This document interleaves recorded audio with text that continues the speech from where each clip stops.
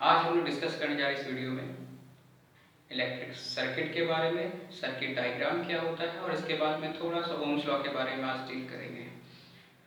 इससे पहले वाली वीडियोस में हमने डील किया था इलेक्ट्रिसिटी के बाकी सारे टॉपिक्स, चार्जेस क्या होती है, इलेक्ट्रिक करंट क्या होता है और इसके बाद में पोटेंशियल डिफरेंस। तो जिन्होंने नहीं देखा है वो पिछले वाले वीडियोस को जाकर के देख सकते हैं। आज हम स्टार्ट करेंगे इलेक्ट्रिक सर्किट क्या होता है। इलेक्ट्रिक सर्किट क्या होता है, ठीक है।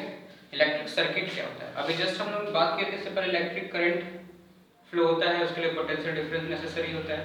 तो ये सब कुछ इलेक्ट्रिक करंट को फ्लो होने के लिए एक पाथ चाहिए होगा, एक कंडक्टिंग पाथ चाहिए होगा, ठीक है, जिसके थ्रू वो इलेक्ट्रिक करंट जो है वो फ्लो कर सके।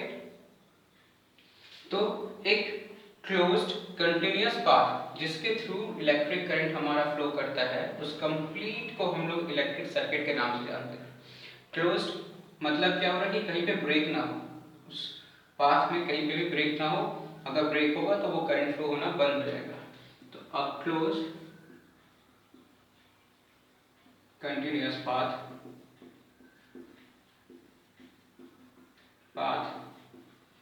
through which electric current flows, एक closed continuous path जिसके थ्रू इलेक्ट्रिक करंट फ्लो होता है is known as,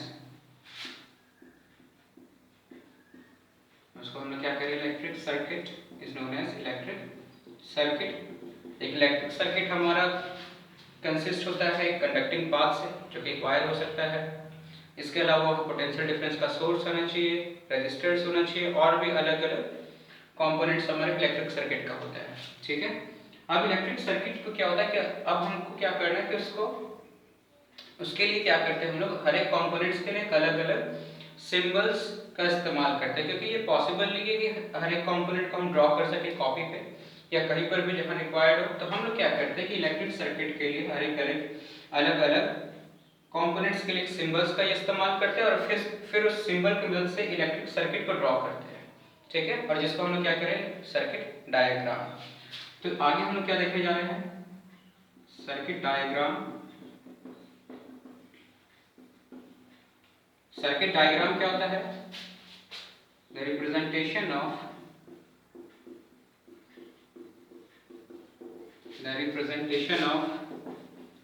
various components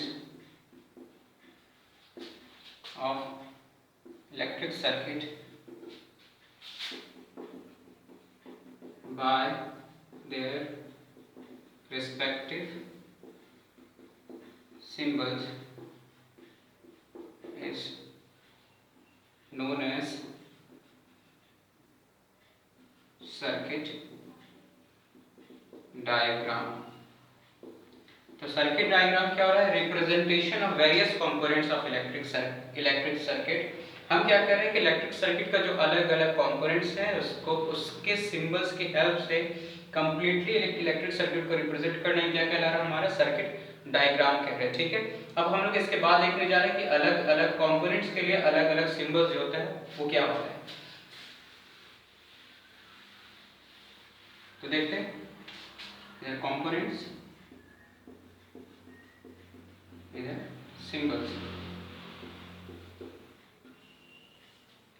सबसे पहला एक वायर, एक कनेक्टिंग पाथ जिसके थ्रू इलेक्ट्रिक करंट फ्लो हो रहा होगा, उसको हम एक स्ट्रेट लाइन से, बस एक लाइन से डिनोट करते हैं, ठीक है, वायर। इसके बाद हमारा पोटेंशियल डिफरेंस का सोर्स, तो हमारा एक सेल हो सकता है। सेल कुछ इस तरीके से रिप्रेजेंट होता है, ये जो बड़ा वाला लाइन होगा ये हमारा पॉजिटिव टर्मिनल को रिप्रेजेंट करता है और ये छोटा वाला नेगेटिव टर्मिनल को।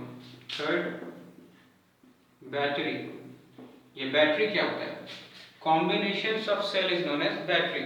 मतलब जहां पर दो या दो से अधिक सेल्स आपस में कंबाइन होता है तो उसको हम लोग क्या कहते हैं, बैटरीज कहते हैं। कितना भी सेल्स आपस में कंबाइन कर सकते हैं हम लोग, ये था बैटरी। फोर्थ वायर हो गया, सेल हो गया, बैटरी हो गई। इसके बाद हम लोग देखेंगे स्विच, इसको हम लोग प्लग की भी कह रहे हैं। अगर ये हमारा ओपन होगा, ओपन कहने का मतलब है कि अभी ये ऑफ है, इसमें से इलेक्ट्रिक करंट फ्लो नहीं हो रहा है, तो इसको हम लोग इस तरीके से रिप्रेजेंट करते हैं या फिर कुछ इस तरीके से रिप्रेजेंट करते हैं। ठीक है, ये देखिए स्विच ऊपर उठा हुआ है, इसका मतलब इलेक्ट्रिक करंट फ्लो नहीं है, पाथ ब्रेक। फिफ्थ, प्लग की या स्विच अगर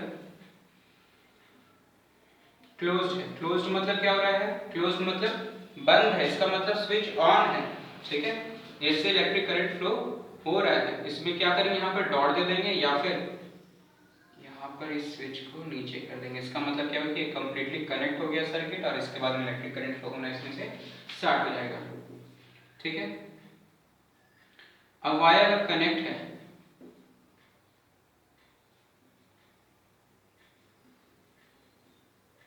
वायर कहीं पे कनेक्ट है तो वहां पे हम इस तरीके से रिप्रेजेंट करते हैं, ठीक है। वायर कहीं पे क्रॉस कर रहा है बिना कांटेक्ट में आए हुए उसके, तो हम लोग उसको कुछ इस तरीके से रिप्रेजेंट करते हैं, ठीक है। बल्ब तो कुछ इस तरीके से रिप्रेजेंट करते हैं हम लोग या फिर ऐसे, ठीक है। इसके बाद ये सारा कुछ था, इसके बाद कुछ और भी हम लोग देख ले रहे हैं आगे। बल्ब के बाद में हमारा नाइन्थ, बल्ब के बाद में हमारा देखेंगे हम इसके बाद में रेजिस्टर्स, ये हमारा कुछ इस तरीके से रिप्रेजेंट होता है। 10th हमारा होगा रियोस्टेट या फिर इसको हम लोग क्या कहते हैं, और वेरिएबल रेजिस्टेंस, मतलब जिसका रेजिस्टेंस वेरी करता हो, हम लोग उसको अपने अकॉर्डिंगली जितना रिक्वायर्ड उस हिसाब से उसका रेजिस्टेंस को चेंज कर सकते हैं। ये हमारा रियोस्टेट है, इसका सिंबल कुछ ऐसा होता है या फिर इसका सिंबल ऐसा भी होता है, कहीं कहीं पर ये रेजिस्टेंस के लिए कुछ इस तरीके से सिंबल भी यूज किया जाता है, ठीक है। तो ये भी हमारा रेजिस्टेंस को रिप्रेजेंट कर रहा है। तो ये कंप्लीट सिंबल्स था इलेक्ट्रिक सर्किट डायग्राम के लिए, हम लोग इसका यूज करेंगे और जाकर के उसके बाद में एक इलेक्ट्रिक सर्किट डायग्राम हम लोग बना सकते हैं, ठीक है, इन सारे सिंबल्स का यूज करके। जैसे कि एग्जांपल में एक छोटा सा सर्किट डायग्राम इसी तरीके से रिप्रेजेंट करते हैं। सबसे पहले हम यहाँ पोटेंशियल डिफरेंस का सोर्स, ये हमारा कनेक्टिंग वायर हो गया। अच्छा हाँ, यहाँ पे कुछ और छूट गया, जैसे वोल्टमीटर होता है हमारा, तो वोल्टमीटर के हम लोग कुछ इस तरीके से यूज करते हैं सिंबल, 10th 11th और 12th हमारा एमीटर होता है, जिससे करंट हम लोग मेजरमेंट कर रहे थे, और इसके लिए हमारा कुछ इस तरीके से सिंबल होता है, ठीक है, ये हमारा कुछ इस तरीके से। तो अगर हम लोग यहाँ पर क्या करें, एक सर्किट डायग्राम ड्रॉ करें तो कुछ इस तरीके से ड्रॉ करेंगे। यहाँ पर हम लोग एमीटर को रखते थे, सीरीज में बताए थे। इसके बाद हम लोग क्या किए थे, यहाँ पर इसके बाद में यहाँ पर ये रेजिस्टेंस है, रेजिस्टेंस के अक्रॉस वोल्टमीटर को हम लोग कनेक्ट कर देंगे। इसके नीचे यहाँ पे हम लोग स्विच को लगा देते हैं। तो अगर यहाँ पे ये स्विच हमारा क्लोज है, इसका मतलब इलेक्ट्रिक करंट इसके थ्रू फ्लो हो रहा है। अगर ये हमारा ओपन हो जाए तो इसका मतलब क्या हो रहा है, इलेक्ट्रिक करंट फ्लो होना बंद हो गया। तो ये था हमारे बेसिक सा सर्किट डायग्राम। इसके बाद अगला टॉपिक हम लोग डील करने जा रहे हैं, जो कि है ओम्स लॉ। ओम्स लॉ, ठीक है। ये ओम्स लॉ क्या है तो देखते हैं। 1827 में एक जर्मन फिजिसिस्ट थे हमारे जॉर्ज साइमन ओम, ठीक है। 1827 में इन्होंने क्या डिस्कवर किया कि वोल्टेज और करंट के बीच में कुछ रिलेशनशिप है। क्या देख रहे थे कि जिस तरीके से एक सर्किट के अंदर में वोल्टेज इंक्रीज कर रहे थे, उसी तरीके से क्या देख रहे थे करंट में भी एक इंक्रीज हो रहा था, ठीक है। मतलब जैसे जैसे वोल्टेज बढ़ाते जा रहे थे, कोई खास टेम्परेचर पर ही एक खास फिजिकल जो कुछ भी कंडीशंस होता है उसको रख करके कांस्टेंट फिजिकल हमारे कंडीशंस में, कि जिस तरीके से वोल्टेज जो अप्लाई कर रहे थे उसको जिस तरीके से बढ़ाते जा रहे थे, करंट भी उसी तरीके से बढ़ते जा रहा था। मतलब कि जैसे जैसे वोल्टेज इंक्रीज हो रहा था वैसे वैसे करंट भी इंक्रीज हो रहा था, ठीक है। तो वोल्टेज और करंट के बीच में एक रिलेशनशिप दिया गया, इसको हम लोग ओम्स लॉ के नाम से कह रहे हैं, ठीक है। तो क्या देखेंगे, at constant physical conditions means constant temperature, generally physical at constant temperature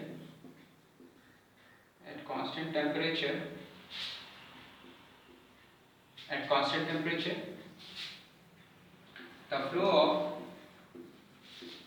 electric current is directly proportional to applied voltage. क्या देखें वहां पर कि जो फ्लो ऑफ इलेक्ट्रिक करंट है हमारा वो वोल्टेज के प्रोपोर्शनल है, मतलब जैसे जैसे हम लोग वोल्टेज बढ़ाएंगे करंट भी इंक्रीज करेगा, वोल्टेज घटाएंगे करंट भी डिक्रीज करेगा। ठीक है, जब भी हम लोग प्रोपोर्शनैलिटी का साइन हटाते हैं तो यहाँ पर एक कांस्टेंट आता है, यहाँ पर इस कांस्टेंट को हम लोग r से डिनोट कर रहे हैं। ठीक है, इसको थोड़ा सा प्रॉपर लिखे तो v is equal to I R. ठीक है, जहाँ पर ये r क्या है, कांस्टेंट ऑफ प्रोपोर्शनैलिटी, ये कांस्टेंट ऑफ प्रोपोर्शनैलिटी है, प्रोपोर्शनल का साइन हटा, यहाँ पे कांस्टेंट r आ गया हमारा। ठीक है, दोनों को इक्वल करने के लिए, तो r is a constant of proportionality, जिसको कि हम लोग यहाँ पर नोन एज रेजिस्टेंस, जिसको हम लोग यहाँ पर r को यहाँ पर रेजिस्टेंस के नाम से जानते हैं। ठीक है, ये था हमारा ओम्स लॉ का स्टेटमेंट, और ये था हमारा v is proportional to i, तो v is equal to I R, जहाँ पर r हमारा क्या है, वोल्टेज, i करंट है, और r हमारा रेजिस्टेंस है जो कि कांस्टेंट ऑफ प्रोपोर्शनैलिटी है। तो आपका ठीक है, अब इसके बाद हम लोग ये r को डिफाइन करेंगे कि ये r आखिर है क्या। ठीक है, किस तरीके से ये r पर ये r क्या किस तरीके से इफेक्ट करता है, इसको थोड़ा सा देखते हैं हम लोग। तो r क्या है हमारा, रेजिस्टेंस। ठीक है, रेजिस्टेंस क्या होता है, किसी भी कंडक्टिंग मटेरियल का एक फिजिकल प्रॉपर्टी है, एक ऐसा प्रॉपर्टी है जो क्या करता है, करंट के फ्लो को अपोज करता है। क्या कर रहा है ये हमारा, करंट के फ्लो को अपोज कर रहा है। ठीक है, तो it is the property of any material which opposes the flow of current, जो क्या कर रहा है हमारा, करंट के फ्लो को अपोज कर रहा है। ठीक है, ये एक ऐसा फिजिकल प्रॉपर्टी है किसी मटेरियल का जो क्या करता है कि करंट के फ्लो को अपोज करता है। इसको आर से ही हम डिनोट कर रहे हैं, और इसका ऐसा यूनिट होता है हमारा, ऐसा unit of resistance is ohm, OHM, और यहाँ पर हम इसको कुछ इस सिंबल से डिनोट करते हैं, इसको हम लोग ओम पढ़ते हैं। ठीक है, तो ये हमारा ओम था, एक ग्रीक वर्ड है ओम, तो यहाँ से ऐसा यूनिट ऑफ रेजिस्टेंस ओम, या फिर इसको इस तरीके से रिप्रेजेंट करें। ठीक है, अब ये सब कुछ को हम लोग क्या करते हैं, एक एग्जांपल, एक एनालॉजी लेकर के समझते क्या है हमारा। ठीक है, जैसे मान लेते एक पाइप है हमारा। ठीक है, एक एग्जांपल ले रहे हैं पाइप ऑफ वाटर का। ठीक, और समझते हैं इसको बढ़िया से। तो क्या होता है हमारा, इस पाइप के थ्रू यहाँ पे जो वाटर है जो फ्लो होगा उसको मान लेते हैं हम लोग इलेक्ट्रॉन्स के फ्लो होने की वजह से ही हमारा क्या होता है, इलेक्ट्रिक करंट फ्लो होता है। तो इलेक्ट्रॉन्स को मान लेते हैं वाटर है, पाइप का जो साइज है उसको मान लेते हैं हम लोग रेजिस्टेंस, और यहाँ पर जो पोटेंशियल डिफरेंस होता है, प्रेशर का जो डिफरेंस है हमारा, बात किए थे इससे पहले वाले वीडियोस में कि प्रेशर के डिफरेंस की वजह से हमारा वाटर जो था वो फ्लो हो रहा है, तो प्रेशर का डिफरेंस वो हमारा क्या हो गया, पोटेंशियल डिफरेंस हो गया। ठीक है, तो क्या देखेंगे यहाँ पर हम लोग कि पोटेंशियल डिफरेंस जैसे जैसे हम लोग बढ़ाएंगे, मतलब यहाँ पे प्रेशर जैसे जैसे दोनों के बीच का डिफरेंस जो उसको चेंज करेंगे, इलेक्ट्रॉन्स के फ्लो का रेट भी चेंज होगा। जैसे जैसे इसका फ्लो प्रेशर को हम लोग इंक्रीज करेंगे, दोनों के बीच का डिफरेंस का प्रेशर को, वैसे वैसे और ज़्यादा वाटर फ्लो करेगा, तेजी से वाटर फ्लो करेगा। जैसे कम करते चले जाएंगे वाटर का फ्लो भी कम होता चला जाएगा। ठीक है, और यहाँ पर ये जो पाइप है उसको हम क्या कह रहे हैं, रेजिस्टेंस कह रहे हैं। इसका मतलब क्या है, पाइप अगर छोटा है तो पाइप का अगर क्रॉस सेक्शनल हमारा एरिया जो है वो कम है तो वाटर भी कम फ्लो होगा। अब जैसे जैसे पाइप का हमारा क्या होगा, साइज बढ़ा देंगे, वैसे वैसे क्या होगा, वाटर का फ्लो होने का रेट भी जो है वो और ज़्यादा बढ़ते चला जाएगा, ज़्यादा वाटर एक ही साथ में फ्लो कर सकेगा।